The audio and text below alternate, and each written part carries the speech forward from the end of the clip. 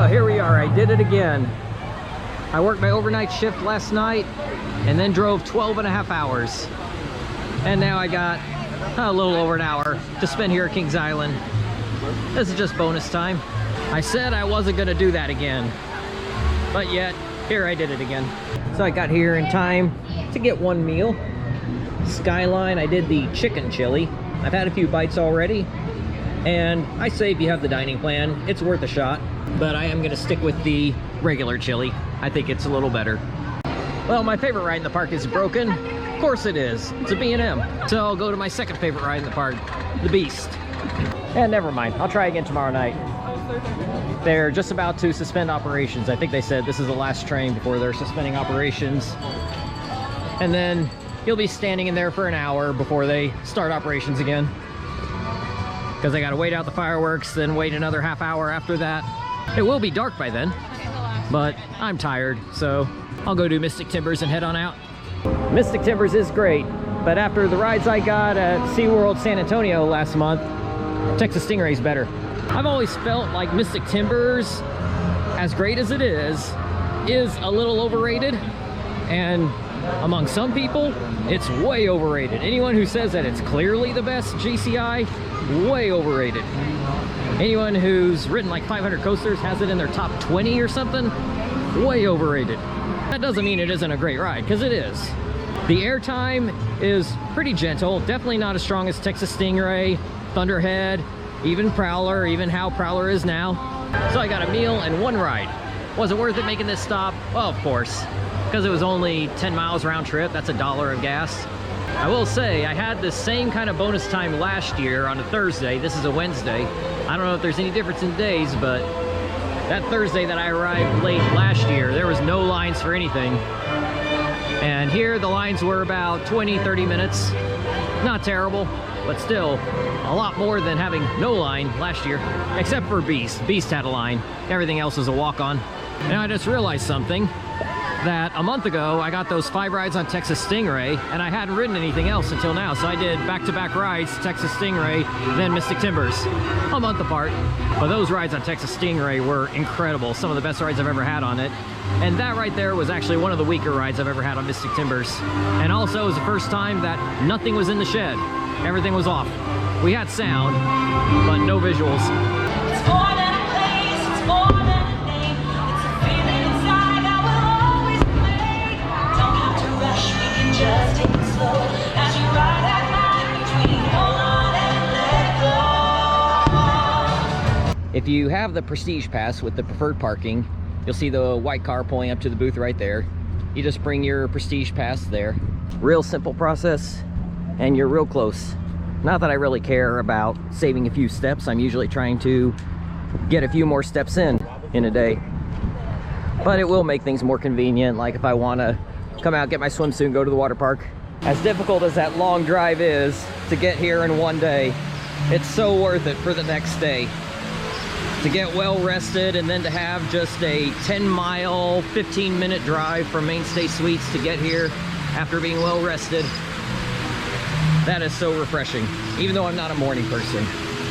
Once those gates open, that energizes me.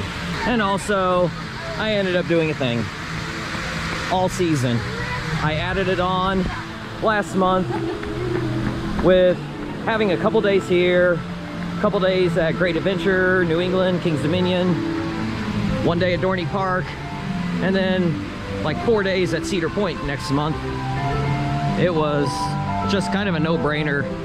Even though it was almost $500, it was over $1,000 with tax to start off the season back in August, and by waiting ended up only paying $450 plus tax. And I'm definitely not a rich person, so to add on an expense like that can be quite a sacrifice. But fortunately at work I was able to get a couple overtime days last month, which kind of helped seal the deal that I ought to just go ahead and do it.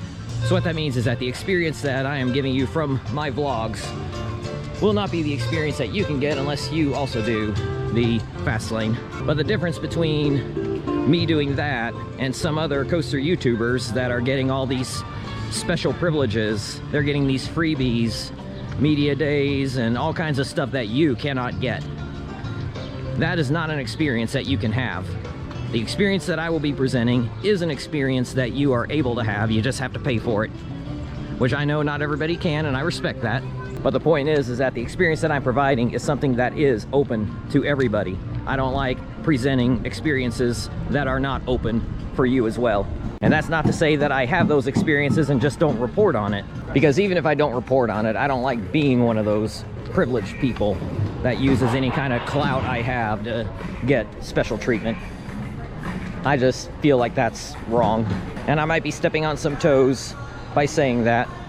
I do know a few coaster YouTubers that are the same way, and I respect that a lot. And I know some coaster YouTubers that I do have personal respect for and are even sort of friends of mine that they do like to take advantage of those special privileges. And I might be stepping on your toes, and if I offend you, I'm sorry. And I'm not going to look down on you for it. It's just a personal choice that I make, that I don't want to do it. I was able to get 3 laps during early entry, just hit 10 o'clock. I did row 2, row 1, and the back row. Back row on the blue train, super smooth. That row 2 ride, I don't know what train I was on. That was a little rattly, but easily manageable. Yeah, back row for the drop and the first pull out, I was graying out. Front row for everything else, especially the front right seat for that final twisted airtime hill. It's not even 11 o'clock yet. A lot of parks haven't even opened their gates by this time, and I've already got 10 rides on Orion. And the thing is, I didn't need fast lane for it. With the Prestige Pass, I get early entry. I think Gold Pass gets it too, at least here at Kings Island. In the first hour and a half, with the way this line has been, lots of empty seats on each row, you could probably get 10 rides in an hour and a half even without fast lane. Fast lane was definitely handy on Flight of Fear. Now I'll get my first meal. You know what I'm doing. It's nice to go to a Skyline Chili that isn't a sit-down dining experience. Yeah, that's what I'm talking about. This is probably all I'm eating for the next 3 days.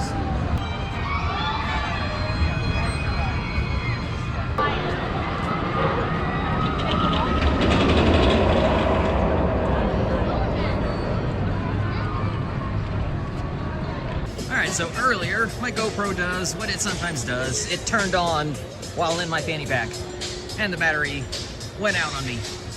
So several hours have elapsed. From 11:45 till about 1:15, hour and a half, I did 7 rides on the Beast.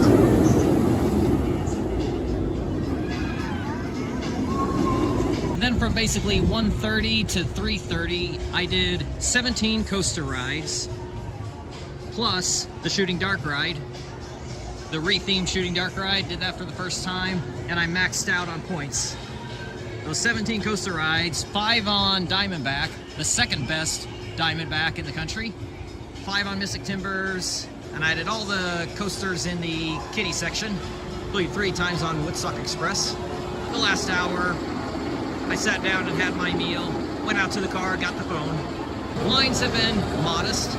About 30 minutes or so for Diamondback and the Beast. The last 2 rides on Mystic Timber basically have no line at all. They're sending out trains with empty rows.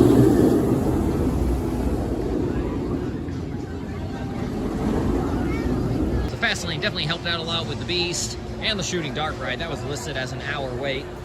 And they should never run 3 trains on Banshee. It's impossible for them to not double stack. It is such a rough ride.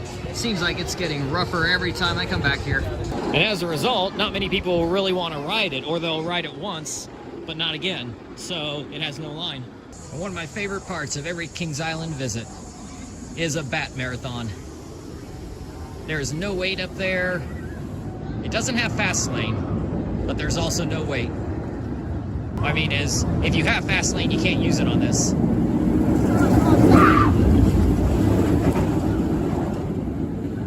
Now, they don't allow re-rides on any ride here at Kings Island. It's one of their policies. But with the bat, if you want to get back on quickly, after you come down the exit, you can just cut across right there and get right back on real quick. I did 5 rides in 40 minutes. I am at 41 coaster rides, 42 rides overall.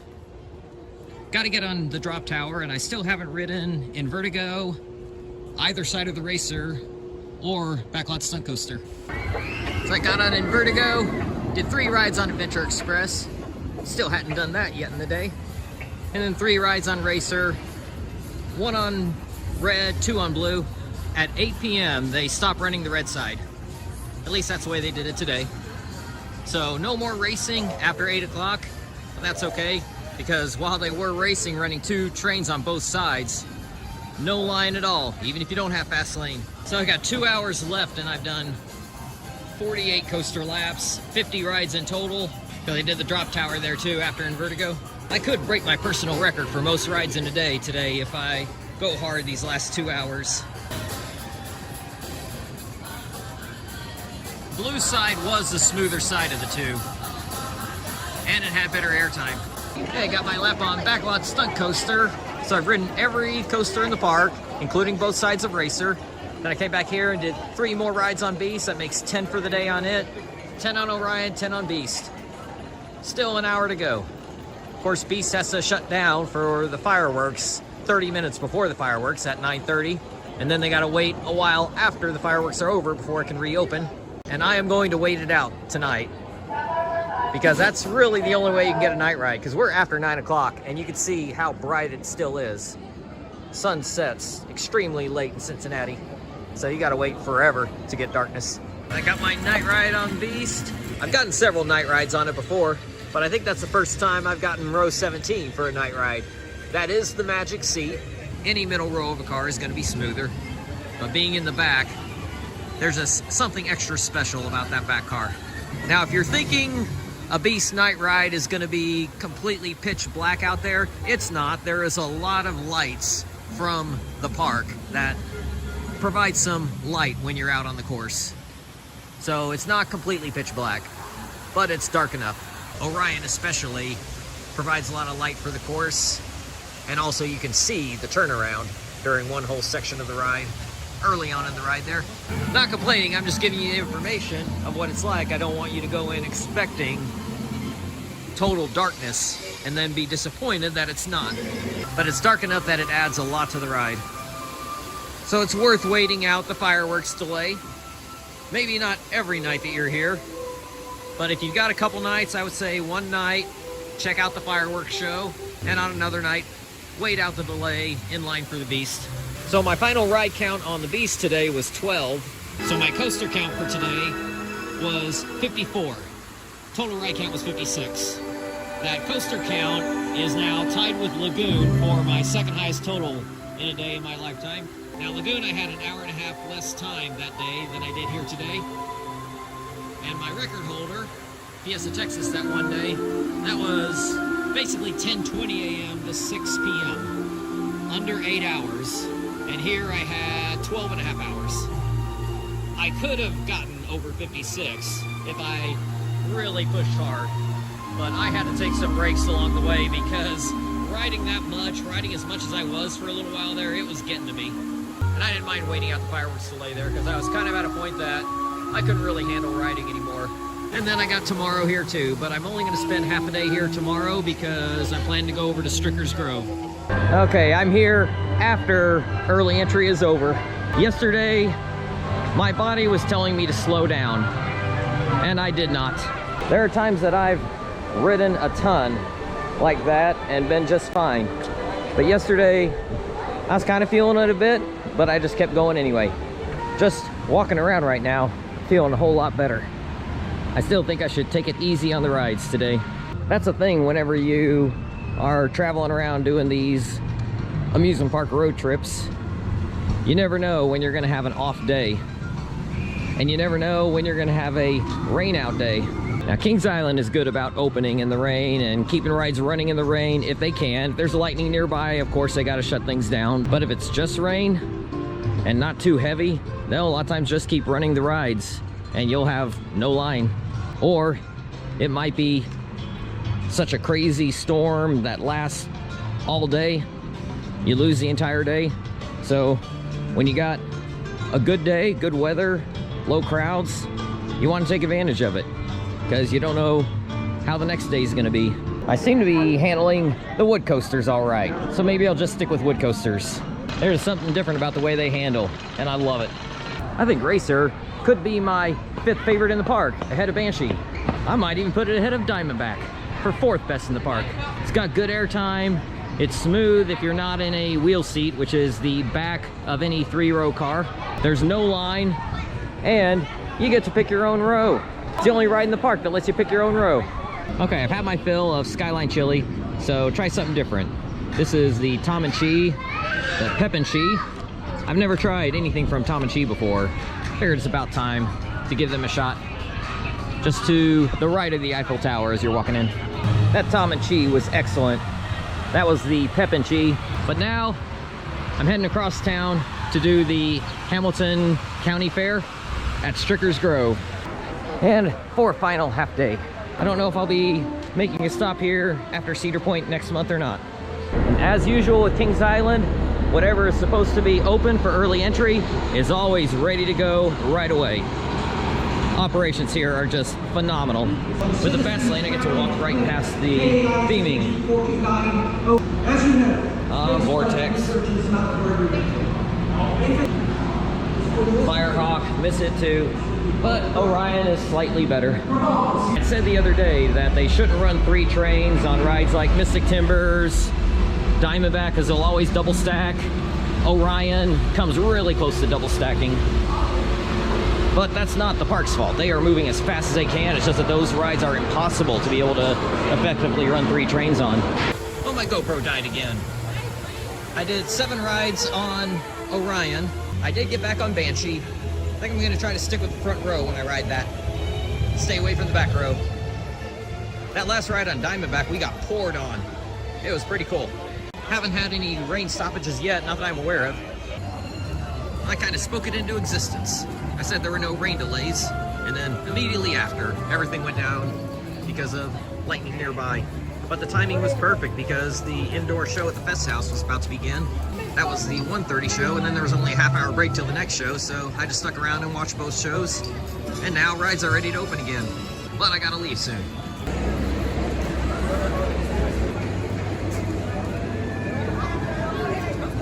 This park has such great depth to the lineup. In my day and 2 halves here, let's say I did 20 on Orion, 15 on the Beast, 10 on Mystic Timbers, 8 on Diamondback, 7 on Racer, 5 on Adventure Express, 5 on Bat, 3 on Banshee, 3 on Backlot Stunt Coaster, 2 on the Family Boomerang, 1 on the others. There's just so much to do here. If you find a super long line on something like Diamondback or whatever, you're likely to find a short line on Racer because they're usually running basically 4 trains. Adventure Express isn't very popular, and it's a high-capacity ride. It should be more popular than it is because it's an excellent mine train. It's always sad when it's time to leave Kings Island. After the rain or after the storms, has been a great atmosphere around here. Everyone was so excited to get the rides back up and running. But once again, great time at Kings Island. Hopefully it won't be too long before I'm back again.